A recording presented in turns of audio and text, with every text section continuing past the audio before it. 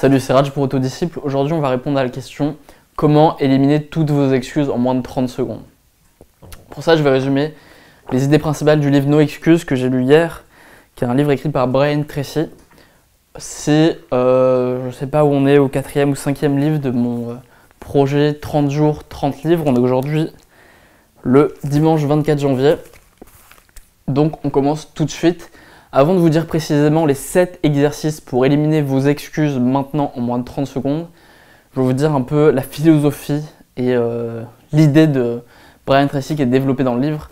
Vous devez comprendre d'abord qu'il y a deux types de personnes. Il y a les gens qui cherchent la bonne méthode, des méthodes agréables. Il y a les gens qui cherchent les bons résultats, les résultats qui sont agréables. Dans quel camp vous êtes? Si vous êtes dans le camp des gens qui recherchent une méthode agréable, vous ne devez pas vous attendre à avoir des résultats, vous ne devez pas vous attendre à réussir à atteindre vos objectifs et vous devez vous attendre à avoir toujours plein d'excuses pour ne pas passer à l'action. Et vous faites forcément partie, si vous faites partie des gens qui recherchent la méthode agréable, avant tout, vous faites forcément partie des procrastinateurs. Alors que si vous faites partie des gens qui, avant tout, recherchent le bon résultat, le résultat qui est agréable, et bien vous allez passer à l'action, vous aurez beaucoup moins d'excuses. Ce que vous devez comprendre d'abord, avant même de faire ces exercices, c'est que c'est normal de passer à l'action quand vous vous sentez mal et c'est même le bon moment. Quand vous vous sentez mal, c'est le bon moment pour agir.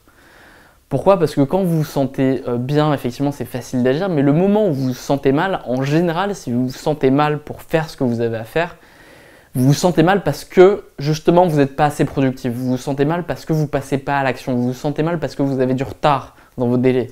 Et donc, c'est le moment parfait pour agir. Vous devez créer ce réflexe en vous, créer cette compulsion à passer à l'action et à réaliser des choses, à vous accomplir.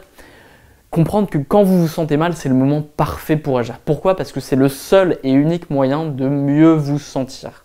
Si vous vous sentez mal et que vous avez un truc à faire, c'est pas en allant écouter de la musique sur internet, regarder vos notifications ou faire je ne sais quoi qui va vous faire perdre du temps que vous allez mieux vous sentir. Vous allez juste reporter la période pendant laquelle vous allez mal vous sentir.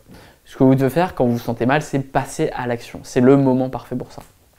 Ok, maintenant qu'on a dit ça, on va voir la première technique qui est pour le coup pas issue du livre de Brian Tracy, mais qui est issue du livre que j'ai résumé hier, qui est Willpower de Roy Baumeister, et une technique dont je n'avais pas parlé. C'est la technique suivante, c'est de ne pas avoir d'alternative. Pour ne pas avoir d'excuses, vous devez ne pas avoir d'alternative et pas attendre l'inspiration, ou alors plutôt vraiment attendre l'inspiration. Dans son livre, Roy Baumeister parle de l'expérience d'un auteur qui s'appelait Trollope, je crois, qui était la suivante, c'était que quand il voulait passer à l'action, quand il voulait écrire, il le faisait tous les matins. Et effectivement, il disait que parfois, il n'avait pas l'inspiration pour écrire et qu'il valait mieux ne pas écrire qu'écrire n'importe quoi. Il ne fallait pas forcément se forcer à écrire tout le temps quand on n'avait rien à dire. Et donc, ce qu'il expliquait, c'est que lui, sa méthode pour attendre l'inspiration, c'était de s'interdire de faire quoi que ce soit d'autre tous les matins, à part écrire. Et c'est-à-dire que vraiment, il s'asseyait à sa table et le seul truc qu'il s'autorisait à faire, c'était se lever et regarder à la fenêtre. C'est tout. Et à sa fenêtre, il se passait sûrement pas grand-chose. Et donc, il s'obligeait à faire ça et absolument rien d'autre. Et de cette manière-là, en fait, il était beaucoup plus productif que la plupart des gens. Il s'interdisait d'aller regarder son courrier, il n'y avait pas de mail à l'époque, il s'interdisait d'aller voir des gens, il s'interdisait de faire quoi que ce soit d'autre, de lire autre chose.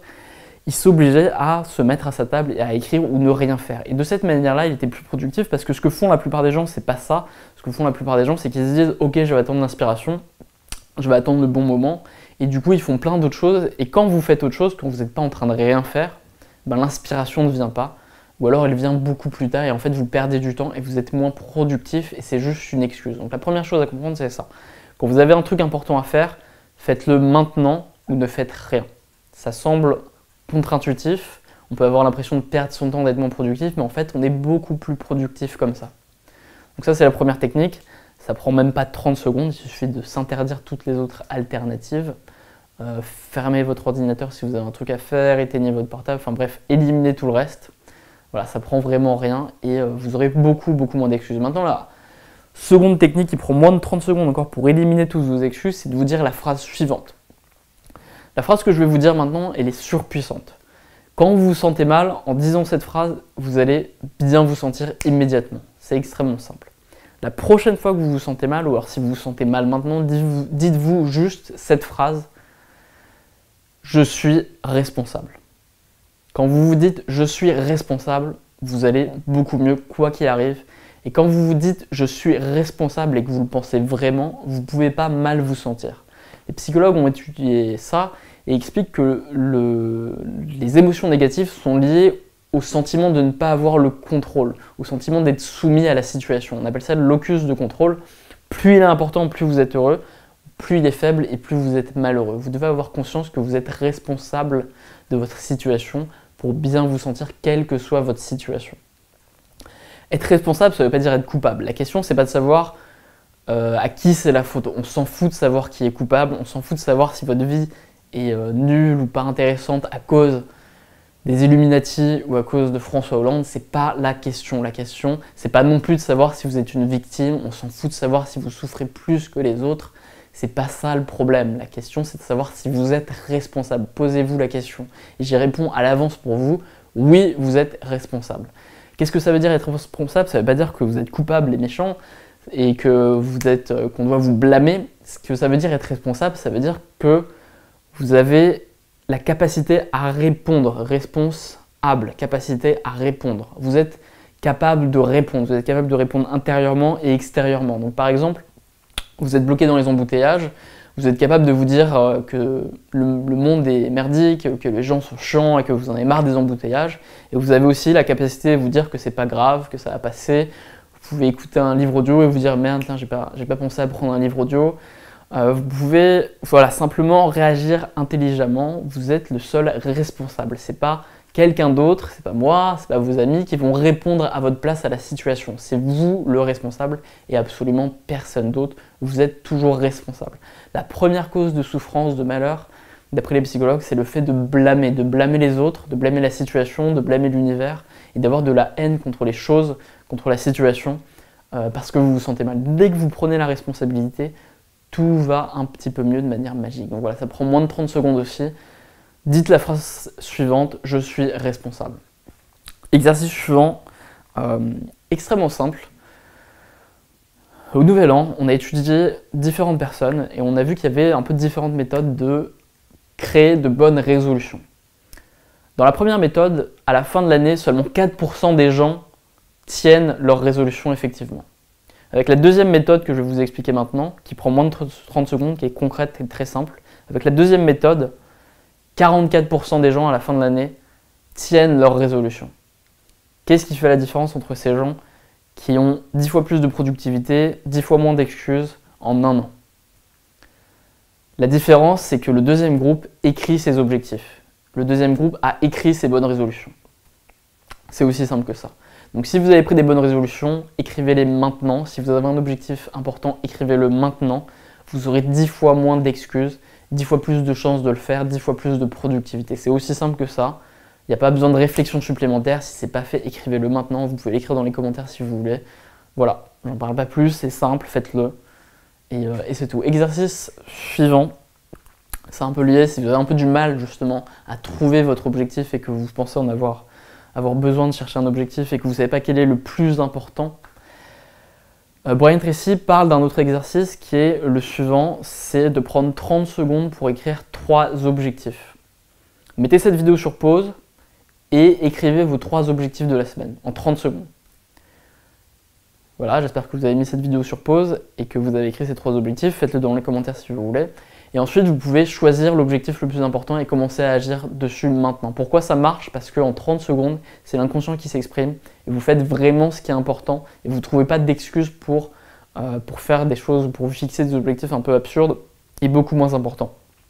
En 30 secondes, vous saurez effectivement les 3 objectifs les plus importants de la semaine. Ensuite, c'est important d'en choisir un seul. C'est ce qu'explique aussi Brian Tracy encore dans un autre livre qui s'appelle Eat That Frog, que j'ai résumé plus tôt. Qui explique que la sélectivité est plus importante que la productivité. D'après la loi de l'efficience forcée, on n'a jamais le temps de tout faire et toujours le temps de faire le nécessaire. Jamais le temps de tout faire, toujours le temps de faire le nécessaire. Il n'y aura jamais un temps de votre vie où vous aurez la capacité à éliminer toutes vos tâches, à faire toutes vos tâches et à vider votre to-do list entièrement. Ça n'arrivera jamais. c'est pas grave. Ce qui est important, c'est que vous ayez conscience que vous êtes toujours et vous aurez toujours le temps de faire ce qui est indispensable. Alors concentrez-vous directement là-dessus. Exercice suivant de Brian Tracy encore, qui prend moins de 30 secondes pour éliminer toutes les excuses, c'est ça. C'est que si vous êtes entrepreneur, si vous êtes créateur, si vous êtes artiste et que vous avez des clients ou un public, l'erreur que font la plupart des gens dans ces domaines, c'est que ils estiment ne pas être responsables de leur insuccès. En général, on a une différence entre le succès qu'on a et son niveau. Ça peut être votre nombre d'abonnés, ça peut être votre nombre de likes, ça peut être plutôt aussi votre nombre de clients, votre revenu ou alors votre salaire. Et souvent, quand on n'a pas de succès, pas le succès qu'on veut en tout cas, on se dit que c'est pas de notre faute et que c'est de la faute des autres. Et on fait un truc qui est peut-être trop particulier, on est peut-être trop honnête, on est trop gentil, on est trop intelligent, c'est toujours ça. Ce qu'explique Brian Tracy, c'est que c'est pas vrai du tout. Vous êtes responsable de votre insuccès. C'est un truc dont parle aussi Sam Altman dans un autre livre qui s'appelle The Startup Handbook. Le seul point commun entre les meilleures entreprises, en tout cas récentes, on ne parle pas d'entreprises qui ont été créées il y a 10-20 ans, ça on s'en fout. Les entreprises récentes, le seul point commun entre celles qui sont excellentes, qui sont numéro 1 dans leur domaine, c'est qu'elles font un produit excellent. C'est le seul point en commun, il n'y en a pas d'autre. C'est le seul truc important, c'est qu'elles font un produit excellent que leurs clients adorent. C'est tout. Si vous faites ça, après il y a peut-être leurs clients qui n'aiment pas ça, mais en tout cas leurs clients adorent leurs produits. C'est aussi simple que ça, il n'y a pas d'autre secret pour réussir dans le business, pour réussir dans ce que vous faites, même si c'est de l'art ou quoi que ce soit. Faites un truc que les gens adorent. C'est ça la cause principale du succès. C'est ça le seul et unique point commun, la seule et unique recette pour réussir dans votre domaine. Donc pour savoir comment faire pour faire ça, vous allez vous poser la question suivante, ça va vous prendre encore moins de 30 secondes. Quelle est la première cause d'insatisfaction de vos clients ou de votre public? Les gens qui vous suivent, qui vous regardent, qui vous achètent déjà, quelle est leur première cause d'insatisfaction? Répondez à la question. Si ce n'est pas clair pour vous, ça devrait l'être. Mais si ce n'est pas clair pour vous, posez la question à ces personnes-là. Quel est le premier truc qui pourrait être amélioré? Quel est le premier truc qui n'est pas parfait? Quand vous savez ça, travaillez sur ça et réalisez une chose, c'est que ce truc-là, la première cause d'insatisfaction, c'est la première cause d'insuccès dans votre domaine. C'est ça, c'est pour cette raison que vous n'avez pas encore atteint votre objectif, c'est pour cette raison qu'il y a encore ce décalage. Quand vous aurez réglé ce problème, vous serez beaucoup plus près de votre objectif. C'est ça votre vraie responsabilité, c'est ça qui est vraiment important. Donc posez-vous la question, quelle est la première cause d'insatisfaction de mes clients ou de mon public? N'ayez pas peur du feedback des autres et n'ayez pas d'ego là-dessus. Moi par exemple, je l'applique à moi-même, je fais ces vidéos, j'essaye d'avoir du feedback et le truc principal par exemple pour moi qui revient, c'est que ces vidéos sont peut-être pas assez rapides, je parle pas assez rapidement, il y a des gens qui regardent des vidéos en accéléré et il y a des gens qui trouvent ça un petit peu morose. Donc ce que je fais, c'est que je mets pas d'ego là-dessus et j'essaye d'être un petit peu plus punchy dans ces vidéos petit à petit. Et voilà, je mets pas du tout d'ego là-dessus, c'est pas très grave, je le prends pas personnellement et je me dis pas non mais c'est les gens qui sont trop pressés, c'est eux qui ont un problème, c'est des enfants gâtés, je pourrais mal réagir comme ça quoi. Mais non, je mets pas d'ego là-dessus et je fais ce qui marche et j'écoute l'insatisfaction de mon public et je fais ce qui marche et c'est tout, je me prends pas plus la tête que ça. La première cause d'insuccès, c'est la première cause d'insatisfaction, c'est la même chose. Je suis responsable. Soyez conscient que vous êtes responsable de votre situation et ça marchera beaucoup mieux. Exercice suivant, éliminez la peur du rejet. Il faut savoir que la peur du rejet, c'est pas quelque chose d'inné, c'est quelque chose qu'on apprend. Les enfants n'ont pas la peur du rejet, on l'apprend à force d'avoir des expériences négatives. Et ce que vous devez faire, c'est éliminer cette peur du rejet. Comment faire? L'auteur parle de l'exemple d'une entreprise, d'un patron qui avait une entreprise de vente par téléphone, de vendeur par téléphone quoi. Il y a un mot, je sais plus c'est quoi. Et donc ce qu'il faisait, c'est que tous les matins, entre 8h30 et 10h, il jouait à un jeu, il faisait un concours.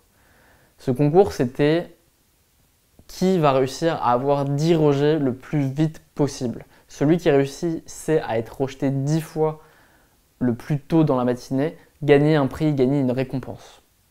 Plus vous êtes rejeté, plus vous éliminez la peur du rejet. Et ce qui se passait donc dans cette entreprise, c'est qu'après 10 heures, quand tout le monde avait été assez suffisamment rejeté, les gens étaient beaucoup plus productifs, ils avaient beaucoup moins peur, ils avaient beaucoup moins d'excuses et ils vendaient beaucoup mieux. Et ça s'applique dans tous les domaines, quel que soit votre domaine, faites en sorte d'être rejeté le plus vite et le plus tôt possible. Si vous avez des peurs, si vous avez peur de demander une augmentation, si vous avez peur de vous lancer, de créer quelque chose, que ce soit de la musique ou n'importe quoi, une entreprise, ben, faites-vous rejeter souvent et la peur va partir. Si vous avez peur de proposer un verre à une fille ou proposer un verre à un garçon, eh ben, c'est pas grave, faites-le, vous serez rejeté peut-être, mais même si vous êtes rejeté, vous aurez plus de confiance en vous. Il y a un gars qui s'appelle Jia Jing, je crois, qui a fait cette expérience qui s'appelle 100 jours de rejet, 100 Days of Rejection, vous pouvez trouver ça sur internet. Et il explique chaque jour comment il a été rejeté de manière différente. Et ce qu'il explique, c'est qu'effectivement, il est devenu plus courageux, moins sensible à ça. Mais aussi, il a remarqué que les gens le rejetaient beaucoup moins que prévu. Et il a pu faire des trucs assez dingues. Enfin, il a pu faire des demandes un peu bizarres dans les fast-food et jouer au foot dans le jardin d'inconnus. Enfin bref, c'est intéressant si vous voulez regarder ça. Dernier exercice, donc ça vous prend aussi moins de 30 secondes. Hein. Vous pouvez être rejeté comme ça, vous passez un coup de fil, vous demandez à quelqu'un quelque chose qui vous semble un peu exagéré. Et voilà, ça a une peur qui va partir en plus et vous aurez encore un peu moins d'excuses. Dernier exercice, mon préféré, c'est de comprendre la chose suivante, c'est que vous n'êtes pas unique. Votre problème principal maintenant, quel qu'il soit, des millions de personnes, voire des milliards de personnes ont eu le même problème.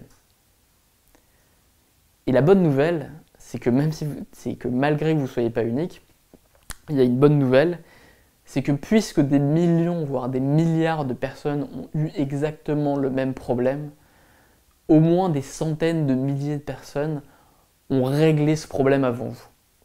Et votre seule mission, votre seule chose à faire, c'est de reproduire ça. Donc posez-vous cette question. Quel est mon problème principal maintenant? Et comment des milliers de gens au moins avant moi l'ont réglé? Et faites la même chose. Arrêtez de croire que vous êtes unique. Vous n'avez aucun problème unique. Vous n'êtes pas un flocon de neige avec des problèmes et des solutions très particulières qu'il faut trouver. Vous avez un problème que plein de gens ont eu avant vous, que j'ai déjà eu avant vous, que vos voisins ont eu, que tout le monde a eu avant vous. Et reproduisez la même recette que tout le monde. Vous devez être assez humble, assez modeste pour comprendre que vous devez juste reproduire la recette et reproduire la même solution que tout le monde. Voilà, c'est aussi simple que ça.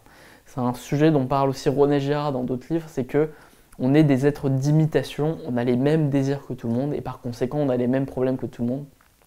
Et par conséquent la solution est la même.